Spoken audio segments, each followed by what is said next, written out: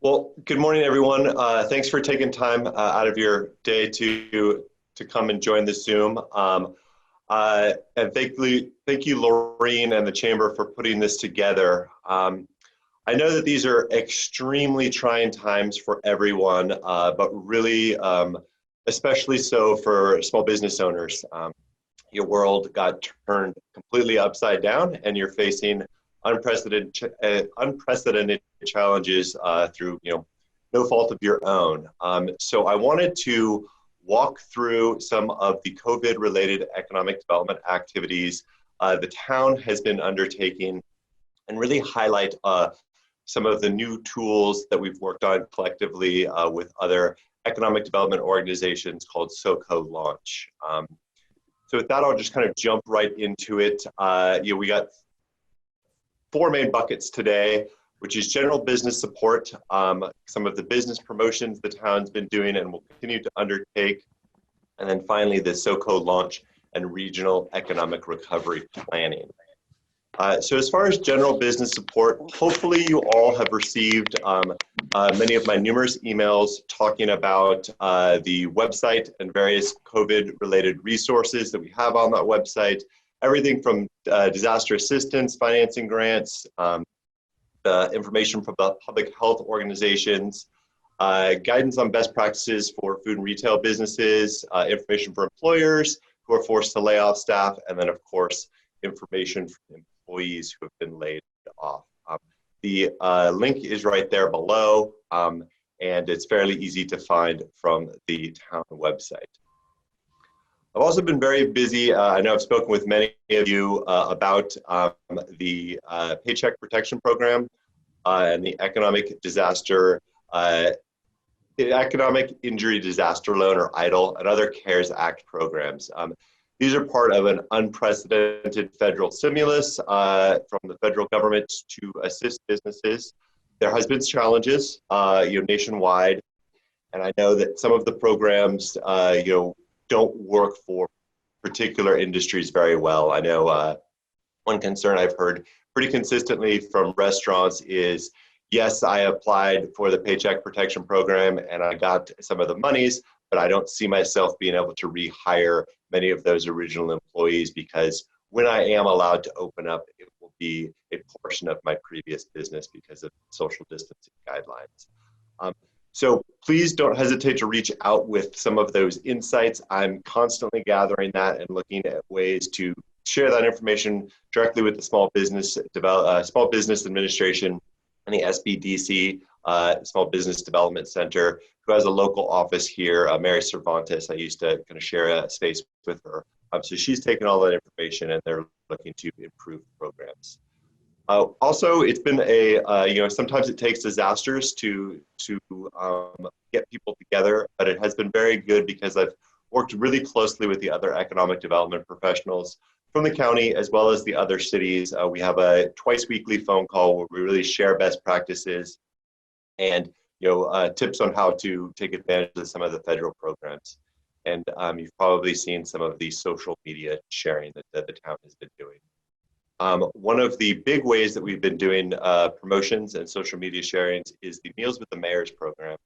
This is a pretty unique and fun program that the Chamber has been a tremendous partner on, really leading the charge here. It is a program where we have Guy Fieri and the Mayor Dominic Fapoli interview Sonoma County or Windsor restaurants that are open for takeout. The interviews tend to be anywhere between 5 and 8 minutes. It's really a great way to highlight those businesses, let people know how they can take advantage of the takeout or pickup, what unique offerings they have. And it's really a fun way to leverage the extended reach of Guy Fieri. The view numbers for these videos have been outstanding. Most of the videos get at least 1,500 views. Many of them have been over 5,000. So really extending the reach beyond Windsor and preparing us for that next level when tourism can return and we can start really welcoming people back into those restaurants and wine tasting, etc. We also very quickly put together a sign program to identify those businesses that are open for pickup. We've just, in partnership with the Chamber, we distributed almost 50 of these signs around town. I'm sure you've seen them. We'll be looking to roll out additional signage for retailers, et cetera, as the time, very soon, likely in the next a couple of weeks. So please reach out if you'd like one of those signs, and I can order more printed. Finally, this is an effort that started before COVID, but we've been able to successfully pivot that. And this is a new branding and marketing strategy for the town of Windsor. We hired a very good firm out of Santa Rosa called The Engine is Red. The principal of the firm, Chris Denny, actually lives in Windsor, so he knows the community very well, along with a number of the copywriters that are working on this. And we've been working for the last few months with help from the Chamber of Commerce and the Downtown Merchants Association, as well as a couple of members of the town council, to really deep dive into how we should effectively talk about Windsor as a great place to visit, live, work, and do business, and then work on some of the aesthetic elements of that. So that work was well underway, and we had some basic ideas, and then COVID happened. So we are in the process, and fairly far along in the process, of pivoting that project to not only be an overall branding strategy for the town, but also plan for when we can return to normalcy. So really trying to get our ducks in a row so we can do a significant ad buy and have a set of tools that will help welcome visitors back into Windsor and highlight that we have, we're open for business. We are here to open you with open arms and have you come visit our restaurants, our wine tasting, come to the town green. Obviously, that is not going to be rolled out until it is appropriate, but we have the website underway now, and we should be launching that by early to mid-June. So stay tuned for that. This is just a quick sneak preview of some of the branding. This is still in draft form. I'll be going to the town council tomorrow with a little bit more information, and we'll be rolling it out in the coming weeks. So I'm hopeful that can really position the town of Windsor well as we start moving into economic recovery. So moving right along to the portion where we highlight the economic recovery planning.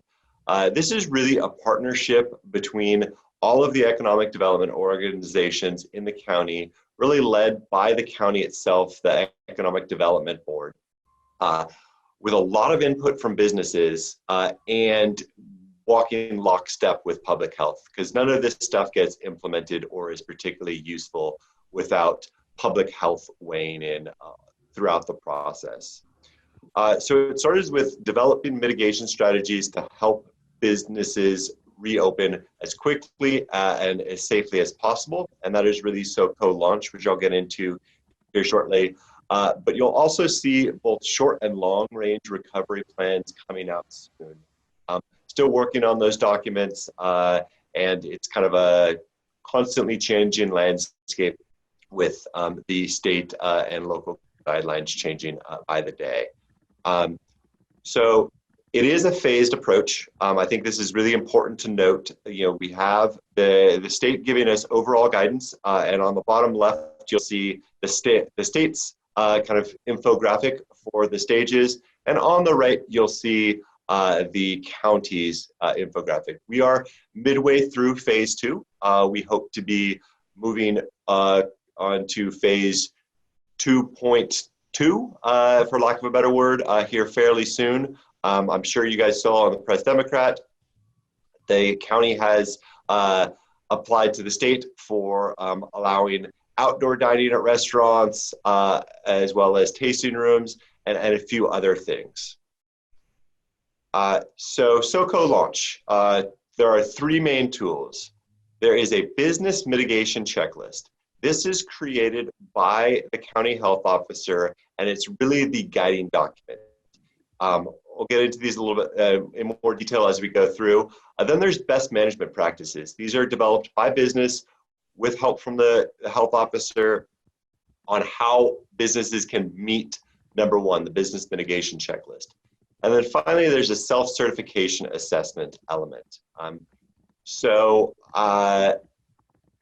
The business mitigation checklist. This is a very detailed, 1.5-page document where it really outlines three main areas in which businesses must do in order to reopen when allowed. So let me just back up and really emphasize that. We're going to go into business mitigation measures, business best practice management best management practices, and then self-certification. But all of these tools are based on when the health order allows you to open. So we're publishing all of these documents and we're putting this information out there so that businesses can plan and prepare and buy the materials that they need in order to make these mitigation measures possible. But just because you complete this self-certification does not mean you're allowed to open if the health order does not allow that to happen. So now that I got the disclaimer out of the way, I wanted to talk about this business checklist, the mitigation measures. So the first big bucket is minimizing in-person interactions. Evidence has shown that creating physical distancing decreases the spread of COVID-19. As a mitigation measure, please certify that your company has taken the following steps. I'm not going to read all of it because they're available online, but it really is about encouraging employees to work from home if they can, re-engineering your operations to provide 6 feet distancing, offering services online, limiting the number of people in a business at any given time. The second key bucket is daily monitoring of employee health requirements. And this is really about making sure that your employees show up safe, so they're not spreading that. And it's verifying their temperature. It's having them do self-assessments on an app that will be launching very soon from the county, so they can check in and make sure that they're healthy before showing up to work every day. And it's about having masks and other preventative measures. And finally, the third measure is the health and safety guidelines. And that is really about trying to come up with an effective plan to educate your employees, to educate the public as they come in, make sure that both groups have all of the PPE or personal protective equipment necessary in order to put your best management practices into place in a successful manner. So this is the guiding document. This is the threshold that needs to be met. The next is a series of industry-specific guidance on how you can meet these mitigation measures. So these were created by various industries. We put together working groups and we interviewed them and walked through these mitigation measures and brainstormed ways that we could do that. I facilitated a restaurant and retail working group, and other economic development professionals worked with other groups. We've also had a number of best management practices submitted by industry groups, such as the vintners for wine tasting rooms. And we're continuing to receive those on a daily basis. What we're doing is we're putting them into a standard format, and then those are being reviewed by the health officer. And once they have been reviewed by the health officer and put in that standard format and translated into Spanish, we're placing them on the SoCo Launch website. So again, these are tools to help your specific industry meet the mitigation measures. As you read through them, please note that they are guidelines and best management practices and not regulations. So, but they will help you meet the mitigation measures. And finally, once you've downloaded those plans and gone through some of those best practices and are allowed to operate by the health officer, you can go to the SoCo Launch website and do a self-certification. It's an online form. Really what it is an online version of the mitigation measures checklist. You enter all your information, your industry, you certify that you meet all of those standards, and then you are able to become self-certified, and there is a printable certificate. You can fill out this certificate, put your name and business on it, the issue date, all of that. Then you can have that in your window. I think it's both from a regulatory standpoint, something that the county knows that you are well aware of all the standards in which you have certified that you have met. But I also think it's important for your customers to see this as they come in, to know that you have taken those steps. Because I think we have a twofold battle for local businesses. I think it's first, making sure that you can make your businesses safe to limit the continued spread of COVID. But the second battle is really making sure that the public knows that it's safe to come into your business. And I think those are going to be substantial lifts for businesses, but I'm hopeful that these tools can help with that.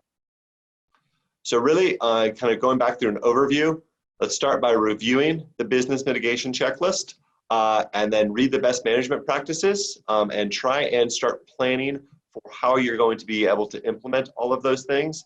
And then finally, when allowed, let's go ahead and complete that online form to indicate your ability to comply with these mitigation measures. So all of this is available here on this website. I'm going to go ahead and launch it and just kind of walk through where a lot of this information is, and then we can get into questions here. So if you come to the EDB website, you've got a business resource guide, and then down here you can quickly get into SoCo Launch. This is where you're going to find those management plans, the mitigation checklist, the self-certification, all of these things. So I wanted to walk through what industries are up there now. Agriculture is coming soon. It's been worked on. It's being reviewed by the health officer. It's getting there. We have construction. Faith-based organizations are coming soon. Hotels and hospitality, janitorial service and car washes, manufacturing, realtors, recreation, restaurants and retail, vacation and short-term rentals. All of these things are in the works. I actually got an email. We're going to be working on putting together a working group for services. That would be, hair salons, that type of thing. That's going to be, we're going to start working on that this week. So it is a work in progress, and we're going to try and stay a couple of weeks ahead of what we anticipate will be the state and local health order in order to allow these businesses to reopen. You can also have a link to the state resilience roadmap, and then let's get into this business self-certification. So it's simply a self-certification form. There are 4 pages. I filled it out this morning.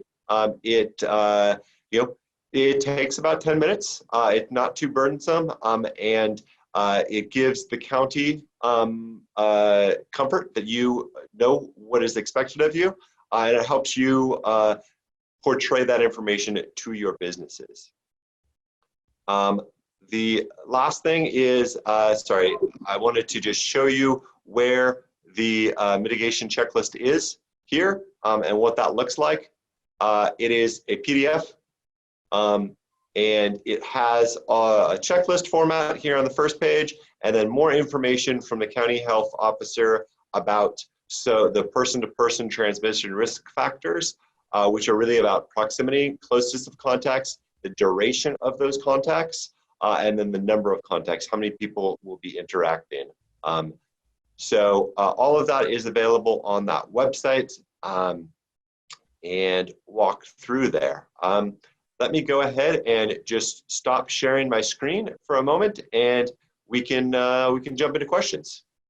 I know that there are a few on chat here. I'll start with those. Okay, a comment from Lorene having signs. A very nice comment from Jackie about missing Lorene.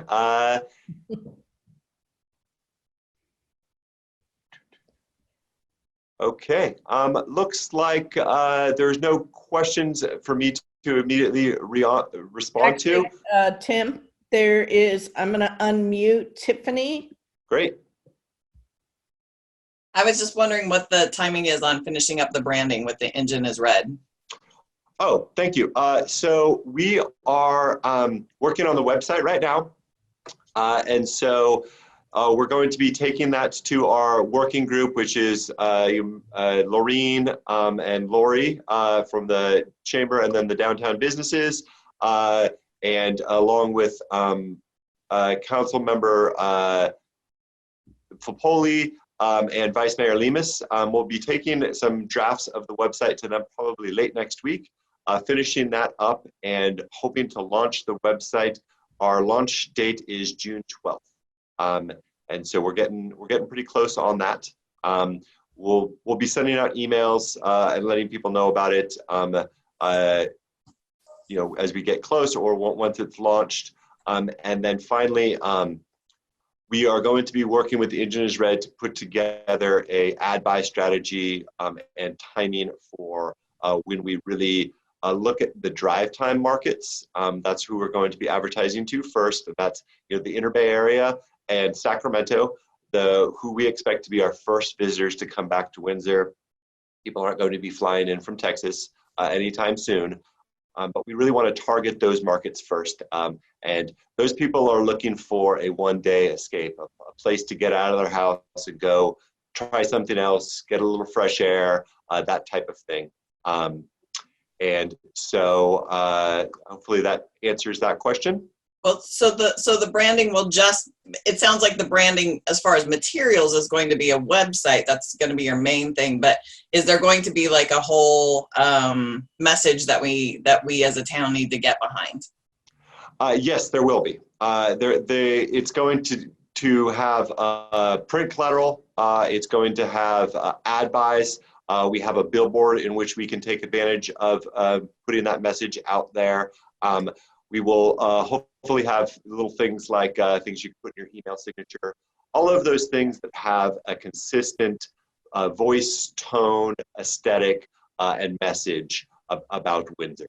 Okay, so then I'm just wondering, like, when will we as the business community be able to see when the website is launched, I guess, will we see that branding and what the taglines are and that kind of thing? Yes, I'm going to be making a presentation to the town council tomorrow, highlighting a little bit of that. I can't share it, and typically I have to share those things with the town council first, and then we'll be sharing it more widely. But we have been seeking a lot of input from the business community. We had sent out a survey in which we had almost 50 responses to. We also did in-depth interviews with 10 businesses to try and get their input and make sure that it represented Windsor. We weren't doing this in a vacuum, and that it worked for the local businesses. I see that Chris Lynch has a question. So about budget. So we will be working on our budget. Our budget year is July 1 to June 30th. So this budget year, unfortunately, almost all of the funds are spoken for, but I will be going to the town council shortly in order to ask for additional marketing budget in order to get this new branding message out there, promote our businesses. We've been working with the Downtown Association on a new website and campaign that they're launching, financially participating in that website and effort. But I think that these are completely unprecedented times. We need to do everything we can to support the businesses through promoting the town and those businesses. So I don't have an exact number for you yet, but I'm hopeful that we'll be substantially more than in past years. That will be my ask.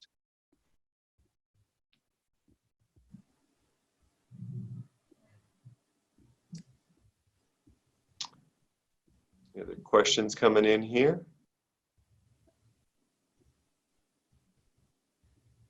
Sorry, I'm looking. Yeah.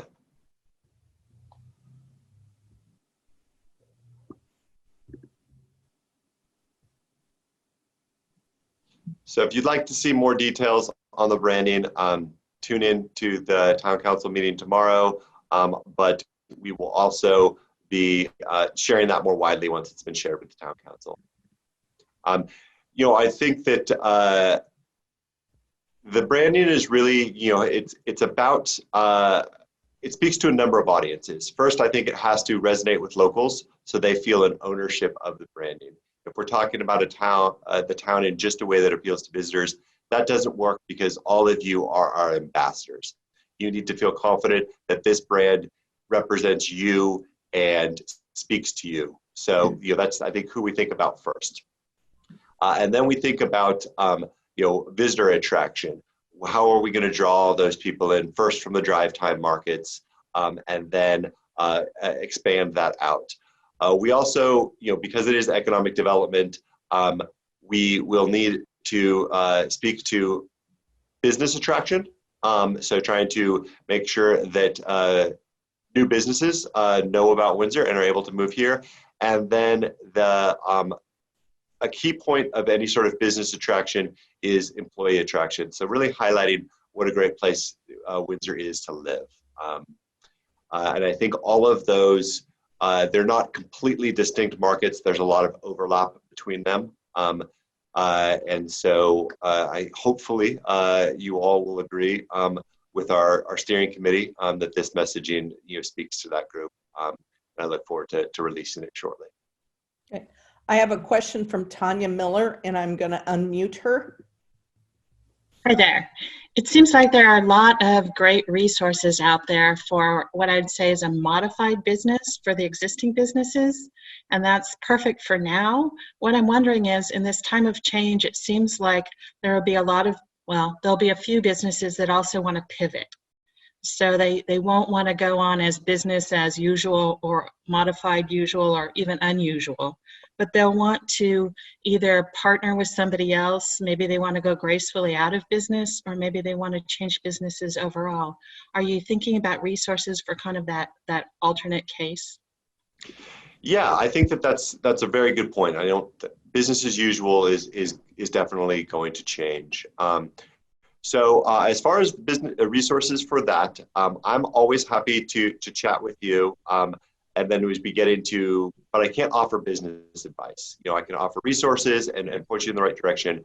But I do partner very closely with the Small Business Development Center, and they have a group of business counselors. Most of them are retired executives from larger companies that are paid to help review business plans, to go over that information.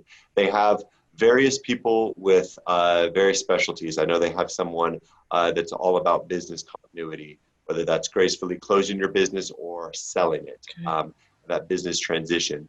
So you can either Google Small Business Development Center. Mary Cervantes is the local leader, or send me an email and I can put you in touch with her. They have great resources there, and they were extremely busy with the rollout of the PPP, but I just spoke with her yesterday. Things have slowed down and they're moving more back into that business counseling mode. Thank you. Tim, what is your email address? Sure. It's Ricard, TRICARD, at townofwindsor.com. Okay. I have a question from Frida Lewis, and I'm going to unmute her. Hi, Frida. Really? Can you hear me? Can you hear me? I can. Hey, all right. Yeah, I wanted to know, can you fill out that self-certification form now, or do we have to wait till we are allowed to open? You can fill it out now. You can fill it out now and complete it, but you just can't open until you're allowed to open. Right. So don't put it in the window until we're allowed to open. Okay. Yeah, but you can go ahead and do it now. The whole idea is really, we don't want businesses to, okay, I'm allowed to open now. What do I do? We're trying to give you a head start so you have time to think about these measures, to implement them. And so when you get the green light, you can go. Right. You're not waiting. Okay, great. Yeah, because we're in the process of getting ready. So. Good, Great thank you. question, Frida. All right, anybody else? JC, I'm going to unmute you.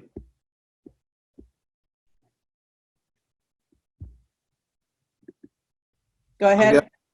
Go ahead.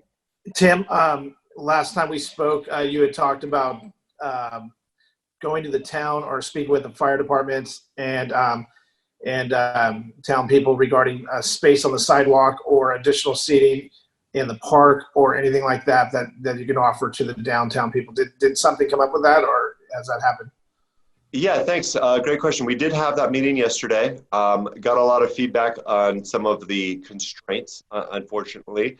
But we are moving forward with a variety of ideas. So first off, we definitely think we can take advantage of some of the areas in the green that aren't technically in the park. So the current health regulations don't allow for parks to use high-touch surfaces. That would be playgrounds, community tables, that type of thing. So we are looking at allowing sidewalk dining for those that can meet the ADA and 6 foot distance. So if the sidewalk is wide enough in front of your business, allowing that. We also started to look at street closures as well as allowing businesses to bleed into some of the parking spaces. There's a lot of safety concerns about allowing businesses to bleed into the parking spaces as well as ADA concerns because you would have to step down off the curb in order to access those. Still looking at those, looking at different models, if there's ways that we can address the ADA and the safety through some barriers. But we're currently looking a little bit more closely at possibly closing a bank of parking spaces, potentially on the south side of the green, as well as potentially a portion of the town green that is not technically a park. But there's a lot of concerns about having community tables, who's going to clean those, that type of thing. So we're still working through that. But we are looking at it. I got some follow-up things to do, but please stay tuned on that. We hope to have some plans shortly. However, if you would like to do seating outside, please let me know. What I'm trying to do is get everybody who's looking to do seating outside on a public sidewalk. I'll probably put them together on a Zoom with the engineering department, make sure we can streamline a free and simple encroachment permit process for you. Mary Agdenberg is asking, do we have any local resources for businesses that need mitigations measures? And are there some buildings for the plexiglass barriers? Yes. So, I think there are going to be some expenses for businesses, getting those masks, getting those plexiglass barriers. I have some vendors that I've heard carry those. I'm definitely looking for recommendations if you have those. The county has loosely discussed trying to do some group buys on things like thermometers, in which they could purchase those and then sell them to businesses at cost. I hate to sound pessimistic, but it hasn't cemented. They've been talking about it for a couple of weeks. It hasn't really cemented much yet. I'm still hopeful that it will come together. But when that does come together, I will make sure I touch base with the chamber and our businesses so you can take advantage of that. But I will be looking to put together a resource page with local vendors that you can get some of those, PPE, fiberglass barriers, things like that. So if you know of folks that can meet those needs, please email me. Got it. I'm not sure about plexiglass, but I know that I've included to the EDB a list of local markets that have face masks as well as gloves, also for the spritzer for the hand sanitizer, because sometimes a business that's small just needs the gloves and the blue face masks for people who come in. So there's Poli's Market, there's Castaneda's Market, as well as Australia's. All of them have said they carry those products. So in case you just need a box and you don't want to go and buy a whole bunch, those are good resources, and I pass that along. I am going to unmute Leanna. She has a really good question. Great, thank you. I was wondering if the ABC rules would relax if we were able to do outdoor seating for tasting rooms that don't have outdoor space. So so we've reached out to the ABC because they typically allow outdoor alcohol if there's a very strong physical barrier. Right. But that is going to be very hard to do in a non-permanent way, and it's costly and time-consuming. So their response is currently no, but we're getting hundreds of requests for this every day, so we're looking at it. Okay. I expect them to do some sort of loosening for that just because of the unprecedented changes they've done recently to go alcohol sales, to go cocktails, things like that. I was really surprised they did that so quickly. They had a lot of pressure. So stay tuned. I expect them to do something similar, but I have no official word yet. And then I had a second part was, will there be really more specific guidelines? I've looked through everything to find out about like those physical barriers or plexiglass or things like that that's not in a restaurant setting, that would be in like the tasting room, for example. Besides keeping 6 feet, it's very loose, I feel like, for us. It is fairly loose. What we've seen in the past is, they have these fairly loose restrictions, and as they allow businesses to open, at that moment, they tend to give a little bit more clarity and more detail in the regulations. Okay. Right now, what we have is these mitigation measures, which, if you've read through them, they are fairly loose. Mm-hmm. Some of them seem like they'd be very easy to meet. Others of them next to impossible. Say 6 feet separation between employees in a kitchen. Very, very difficult to meet. So I'm hopeful that they will get more clarity, both from the local health officer and from the state on some of those things. But what we have right now is the mitigation measures and the best management practices. I saw another comment come up, is the plexiglass required? No, it is not a specific requirement. However, it does do two things. It really helps create that physical barrier between employees that have high numbers and high frequency, but short duration. That's somebody coming up and doing a transaction to pay for their food, to pay for their necklace, whatever it is. That person who is working the cash register has a very high number of interactions. They should be wearing a mask, which will reduce that, but that physical barrier helps reduce it further and provides that comfort for the customer.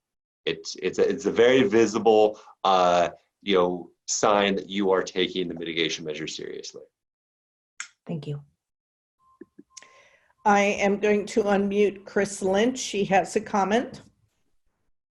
My question to you, Tim, is more, have you ever considered in the downtown area specifically, as an example, closing down the streets to cars, creating on a Saturday a real open pedestrian environment where all the businesses, shops, tasting rooms, restaurants can extend into the street? It solves all of the ADA issues as far as I can figure out, creates an event that starts to promote the traffic into the downtown area, things that, as you know, I focus on for our business as well as the downtown merchants?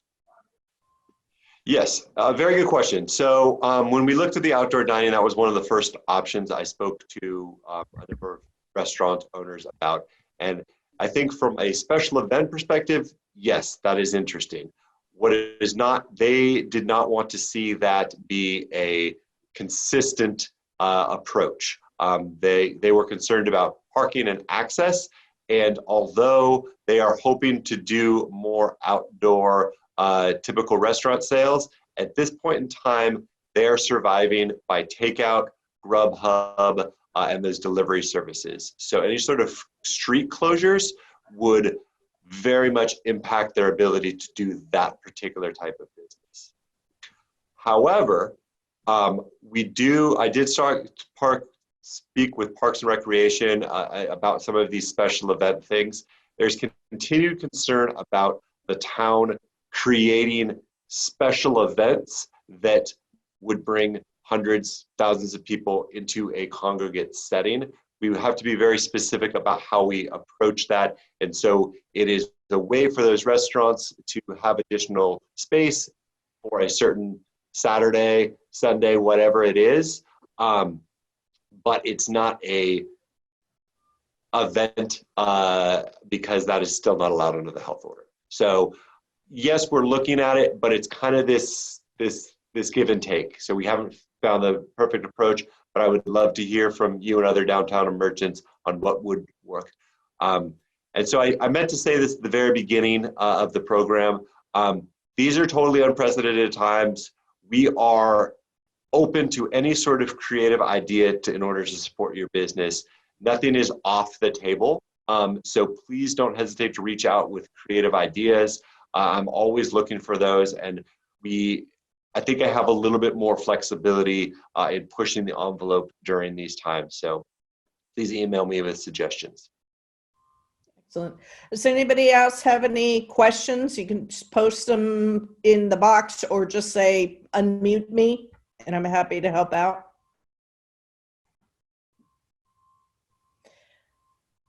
This has been great, Tim. Thank you so much. As always, it's wonderful to work with you and the town to really be able to reinforce the fact how much the town and the chamber and the downtown merchants all band together to do what's right for our businesses. And yes, unprecedented time is just a gentle way of putting it. But like they say, you know, it's going to make us stronger. And we're here, we're going to do that. Looking forward to everybody being out again, seeing. I miss hugs more than anything else. I miss hugs. Everybody is thanking you, I see in the background. Do you have any last minute comments before I wrap this up? No, just simply thank you for all attending. Please don't hesitate to reach out with questions, suggestions, etc. Thank you for the chamber putting this on, and thank you very much for your continued partnership. It's all of these things I mentioned today have really been a partnership. So thank you.